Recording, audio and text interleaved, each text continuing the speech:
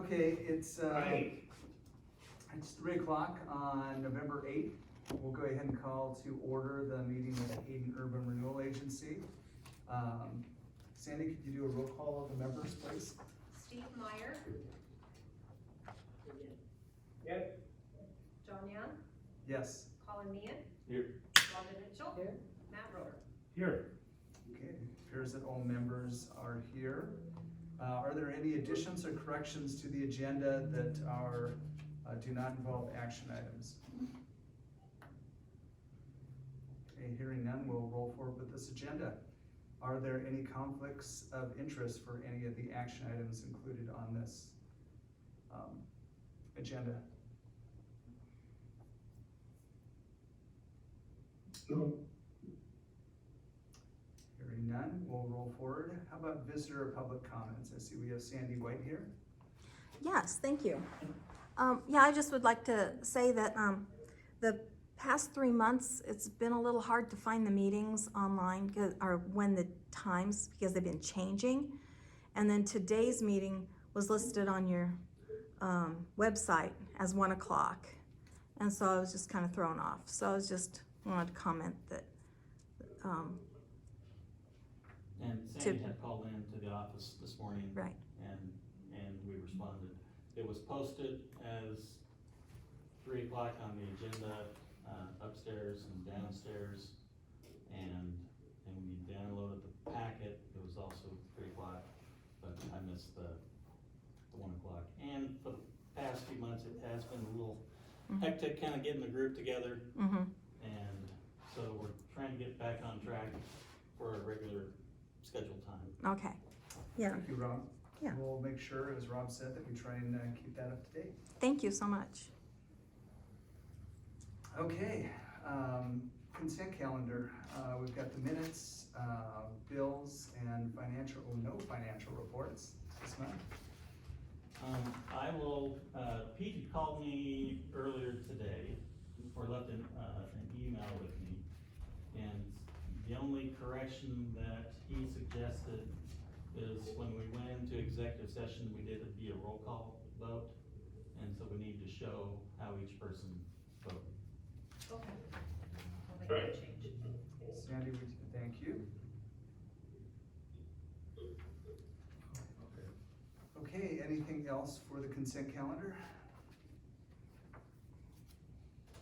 I would entertain a motion to accept the consent calendar as amended. Motion to approve consent calendar. I'll second it. Okay. Thank you, Colin. Thank you, Matt. All those in favor signify by saying aye. Aye. Any opposed? Okay, consent calendar is approved as amended. We have no continuing business this month. New business. Rob? It's audit time again, and in your packet, I have the proposal from Anderson Brothers CPA, and I believe the amount is $4,150, which is what we have included in the budget. And all, it's fairly standard language in here, procedures for performing the audit. And it does require board approval, and then John and I would sign the agreement, is the way it's set up. Correct me if I'm wrong, but this audit is a little bit different than years past because of federal dollars that have been used, or that we've used in our, I thought I read that somewhere where. City council, Matt, not HURA. Pardon? City council, not HURA. That's where I read it. Okay, thank you, Sandy. I just know I read it, but we're using the same We are using. That's HURA. what, okay, thank you. I don't remember any federal dollars in our budget. If there are some, maybe we can spend them. Any other comments on the audit engagement letter? Well, that just brings up a question.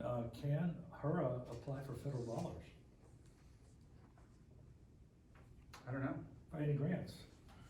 I mean, we apply for state grants, don't we, or we could?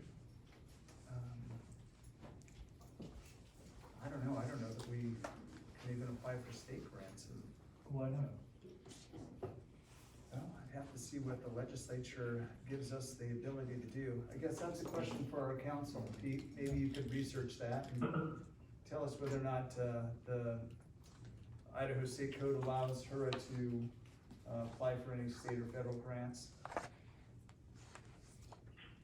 Yes, urban renewal agencies can get certain grants.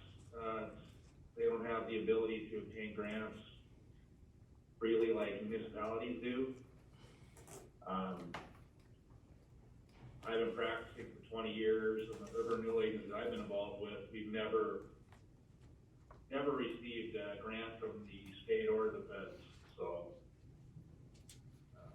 I'm not saying it can't be done, but it's not usually done. T, are you familiar with any urban renewal agency, this is Matt Roeder, that have applied for either state or federal grant? No. Okay. Thanks. Thank you, Pete.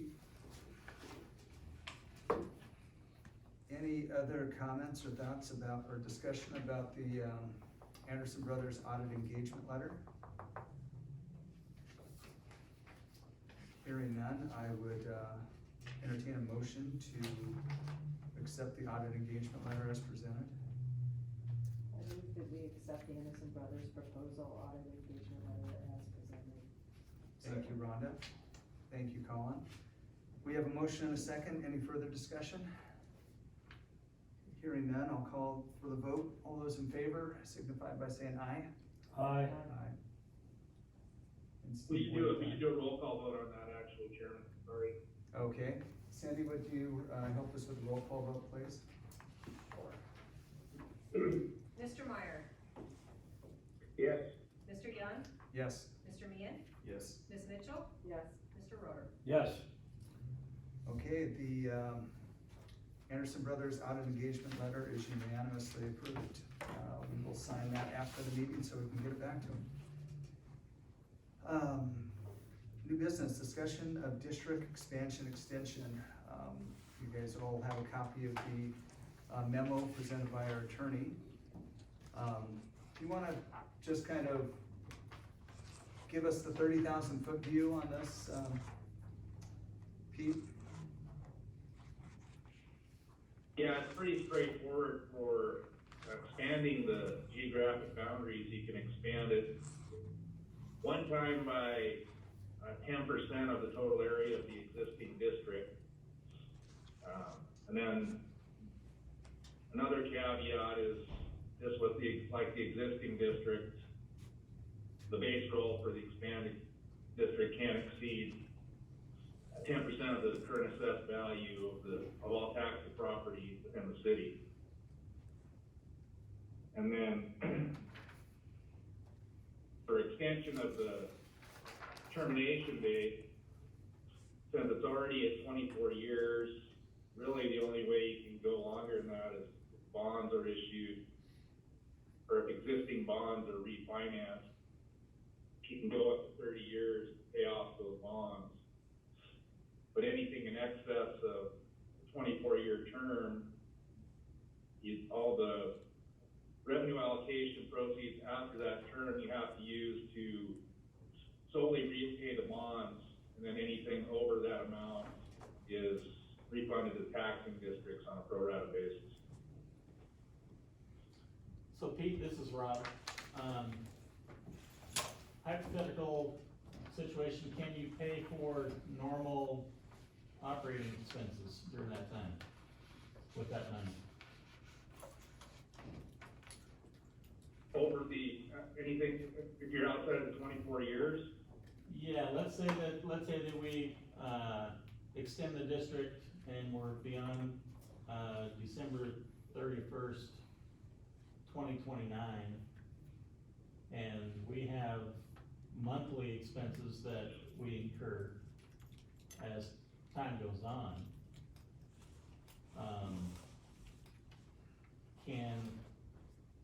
I guess where does that money, where do we get that money to pay for it? Let's say if we used up everything else. Doesn't it just go automatically? Well, into you the have general to use- fund? You would have to use the money that's already in the agency accounts. Anything after, any revenue allocation financing collected after, December 31st, 2029 would have to go solely to pay off the bond. Okay, You couldn't use that additional money for operating expenses. And if you're talking about, extending the term, what's done more so now, instead of trying to extend the term because of all the restrictions, you form a new district. And the new district can have pretty much the same boundaries as the existing district, or encompass the existing district and expand into other areas. So but the downside, usually what if usually you what you are able, created a new district. usually what you are able to do. Huh? Wouldn't you start over, for your base level? Yeah, it resets the base level. Well, that's the big downside, but I mean, you're very severely restricted by law and, being able to extend the term past 24 years. Like I said, all you can do really is pay off existing bonds or, bonds that were issued before the termination date. Okay,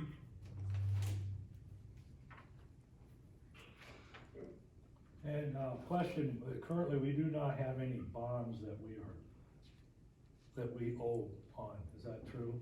That's correct. Yeah, so right now, that's not an issue. Not even an option. All right, thank you. Yeah, it's not even an option right now.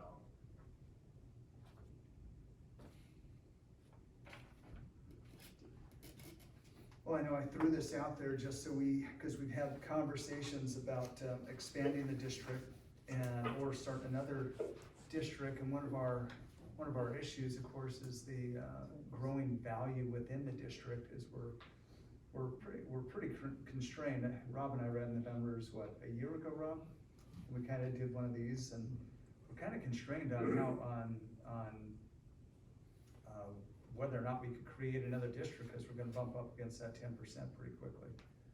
so, and I looked at, this is Rod again, I looked at December 2020, value worksheet prepared by Kootenai County, and I see we're at about 8% right now on value of the district compared to the value within the city limits. Yes, that's values. Yes, it was the taxable value. What does that 2% equal to, Rob? Just round numbers. I was, let's say 14 million? So when you just look at some of the projects that are proposed to happen in the next couple of years, within our district, we're gonna bump up against that very quickly. So Pete, I've got a question for you, cause as I was reading your memo, what happens if we have one urban renewal area or district right now? What happens if it goes over the 10%?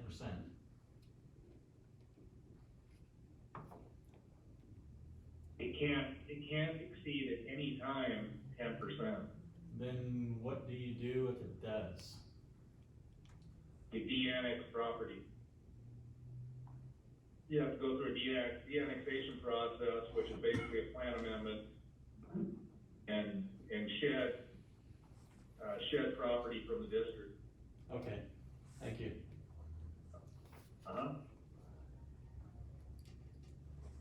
So could we do a more updated,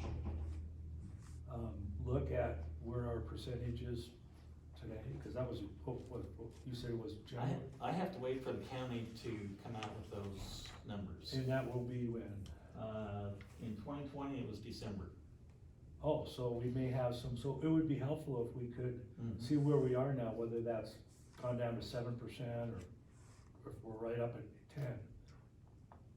So, Pete, I just wanna make sure I understand this, that the assessed value within the revenue allocation area can never exceed 10% of the assessed value of all properties in the city, excluding the revenue allocation area. No, it's all taxable property in the city, including what's in the district. Oh, so you add the district and everything in the city, whatever that number is, that 10% of the assessed value of the district, it can't go over that. Or 10% of the combination of, let me start over, hang on. We take the assessed value of the city and the revenue allocation area, say that's $10 million. I know it's not.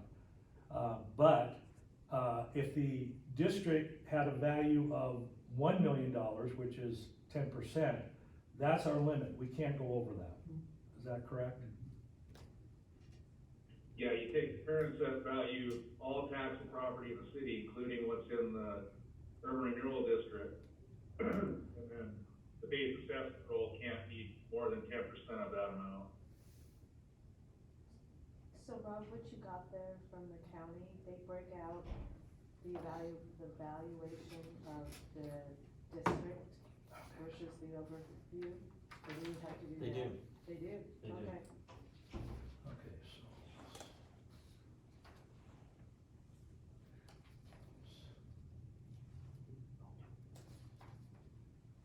Was there an area we were targeting, looking at possibly expanding, or was this just Well, we had talked about some different options. Hayden Avenue? Looking at West Hayden Avenue. But so they don't have to be contiguous, right? No, City of, or Post Falls Yeah, are. no, they do. I thought I read that in your memo, I didn't realize that. So they just have to touch Yeah, somewhere? yeah. Oh, that's if we expand, but we could also look at a different district, or create another district as well. Okay, So, that's but we're just an constrained, expansion, Yeah. it has to be contiguous. if it's- Separate districts don't need to be contiguous, but if it's expansion of an existing district, it has to be contiguous. Okay, got it.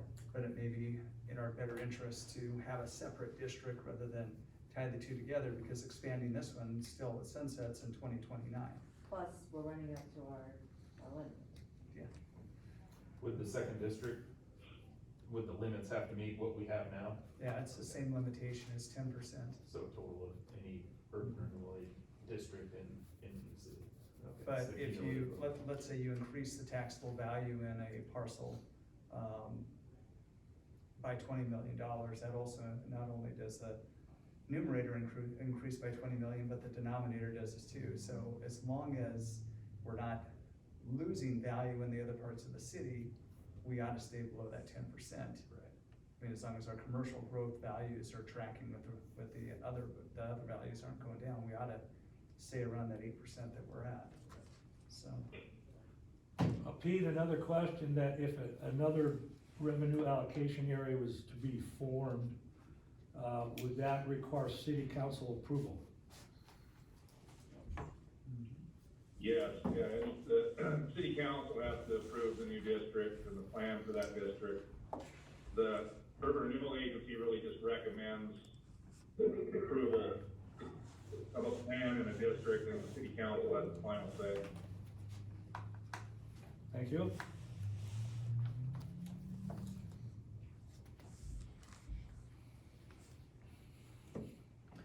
Well, I'd suggest that we wait till after December and we see what the new numbers look like, and then we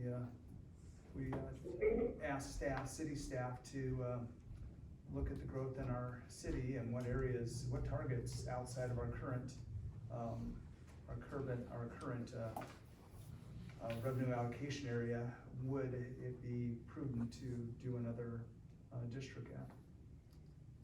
So if you could talk to your, the rest of the city staff and maybe come back in early January with, some suggestions, Rob, I think that would be great. Okay.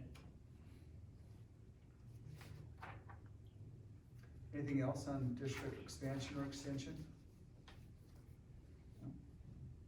Let's keep that on the agenda for next month. as well, or next couple of months as we, I guess we'll go under continuing business. Reports and other non-action item discussion. I'll ask first, Pete, did we do good with getting our, agenda all lined up correctly now? Did a lot better. Okay. Thank you.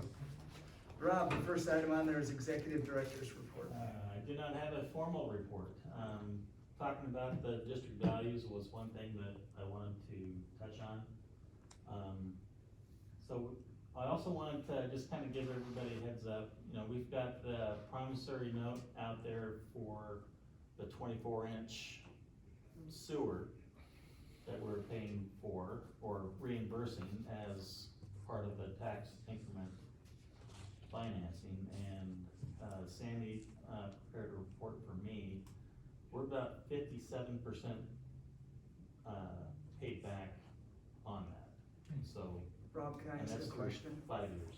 So the two properties that are paying for that, that's specific to the Odom parcel and the Lancaster Market parcel, correct? Two that were served off of it?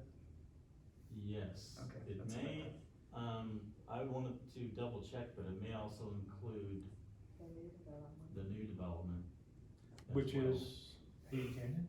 No. The one we just approved for. New Frontiers. South of Lancaster, The Block ones 2, presented last month. east of Warren. west of one, or east, you're right.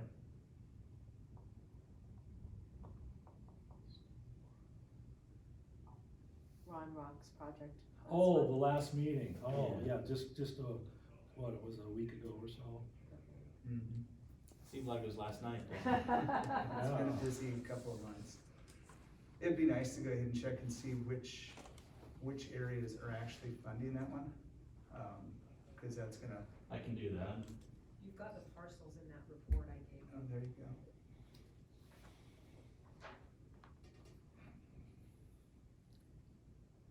I will, This I will spreadsheet. have a report at the next month's meeting. Sounds good, thank you.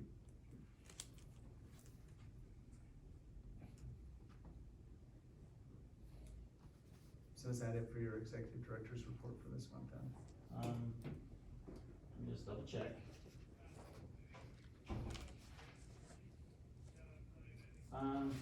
So there was one other item, there's a gentleman that owns some property southwest of Hayden and Government Way.